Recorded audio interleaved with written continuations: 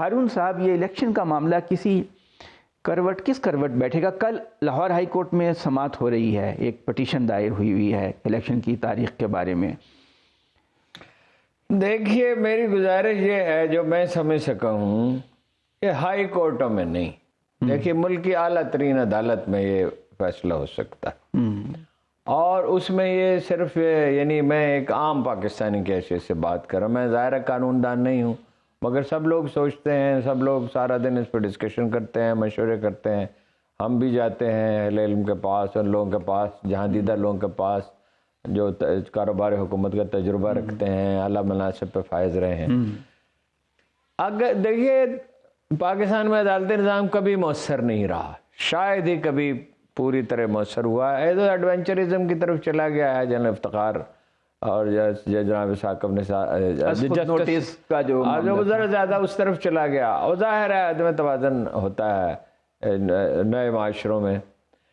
تو وہ کبھی عدالتی نظام سے مراد صرف جج نہیں ہے، تفتیش کا نظام ہے، اور یہ کہ معاشرے میں قانون کا احترام ہو اور لوگ تو فیصلہ.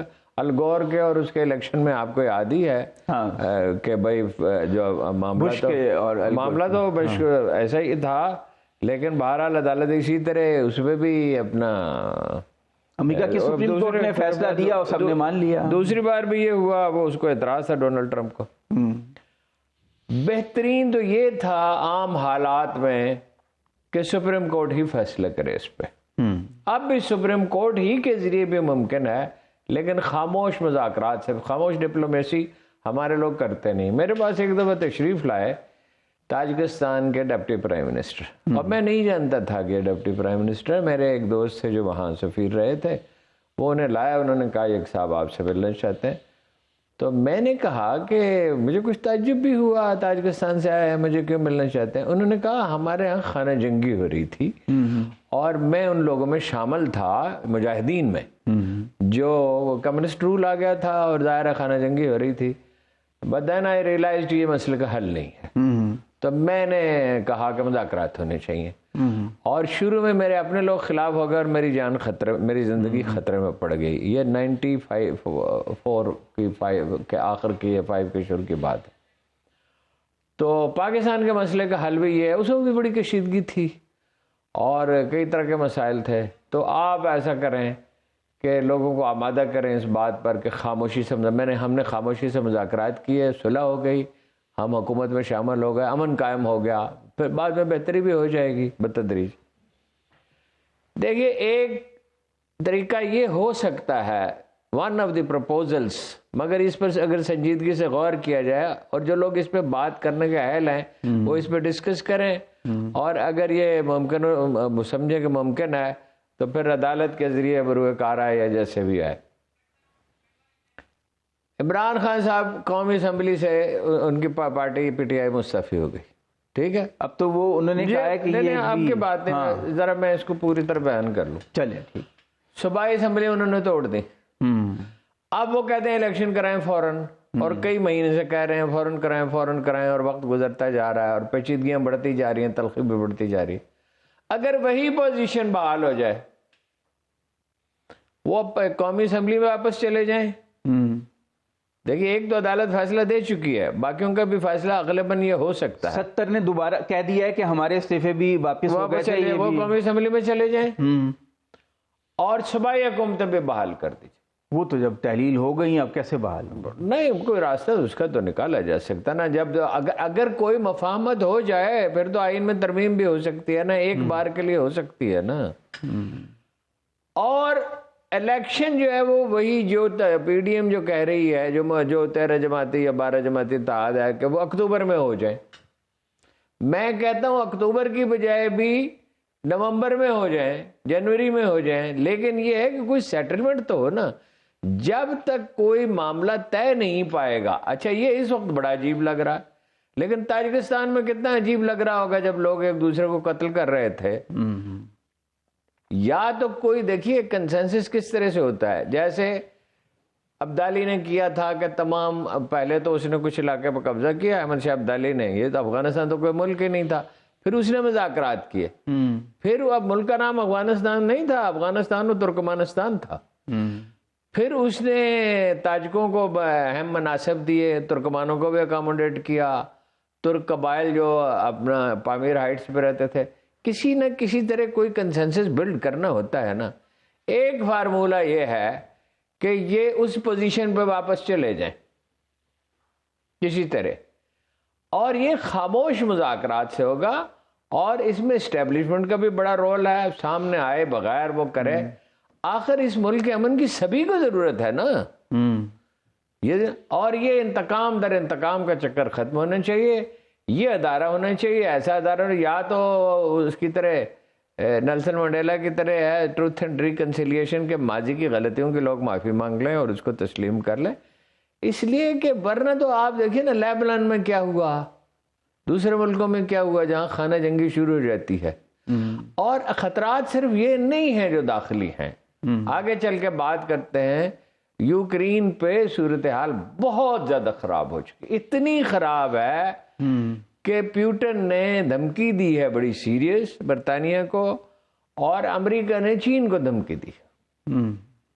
تو دنیا میں معاملات بہت خراب، دنیا خرابی کی طرف جائے۔ آپ یہ فرض کر رہے ہیں نا کہ یہ لوگ بہت دانشمندی کا مظاہرہ کریں گے، کوئی آپشن نہیں ہے نا، ان کے تو اپنے پولیٹیکل انٹرسٹ ہیں، وہ اپنے انٹرسٹ کیسے قربان کر دیں گے؟ پولیٹیکل انٹرسٹ میں اگر اسپین والا معاملہ ہو، اگر افغانستان کی طرح، افغانستان 50 سال سے 79 سے اپنا جو 42 سال سے جھلس رہا ہے جنگ میں، اور اب جا کے امن ہوا، اور اب بھی یہ پائیدار امن نہیں ہے۔ ایران میں جو کچھ ہوا، جتنی کشیدگی ہوئی، اور اب بھی پائیدار امن نہیں ہے ایران میں، ٹھیک ہے نا جی؟ یہ یعنی گرفت مضبوط ہے حکومت کی، اور مظاہرے تھم گئے ہیں، لیکن آبادی میں بے چینی ہے۔ تو آپ معاشرے ایک منیمم کنسنسس درکار ہوتا ہے نا ہر قوم کو۔ 73 میں ہو گیا تھا، ساری خرابیوں کے باوجود آئین پہ ہو گیا تھا، اس کو بھٹو صاحب نے توڑ دیا تھا 6 آئینی ترامیم کر کے، اور ایمرجنسی نافذ کر کے، اور میڈیا کو انہوں نے کی آزادی سلب کر لی۔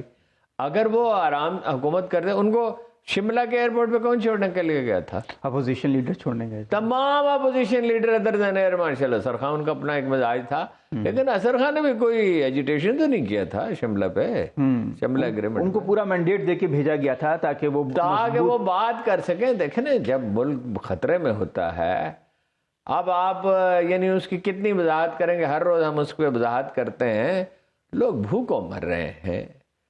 اب اس صورتحال سے دشمن فائدہ اٹھا رہا ہے، پولیس پہ حملے ہو رہے ہیں، اور وہ چڑیا والے نے اپنا کیا ہے، ٹویٹ کیا ہے کہ خطرہ فوج کو ہے، ہمیں کوئی نہیں، ہمارے کرکٹ میچ ہوتا ہے، فوج کا نام نہیں لیا، سیکورٹی سے کون مراد ہے؟ کرکٹ میچ ہوتے رہیں گے، یعنی کسی ملک میں کرکٹ میچ ہوتے رہیں اور سیکورٹی والوں کو خطرہ ہو، تو خواجہ آصف نے بنا کے اس پہ کہا نا، بات تو اس نے ٹھیک کہی کہ یار تم کرکٹ کے میچ کو اپنے سیکورٹی اداروں سے کمپیئر کرتے ہو۔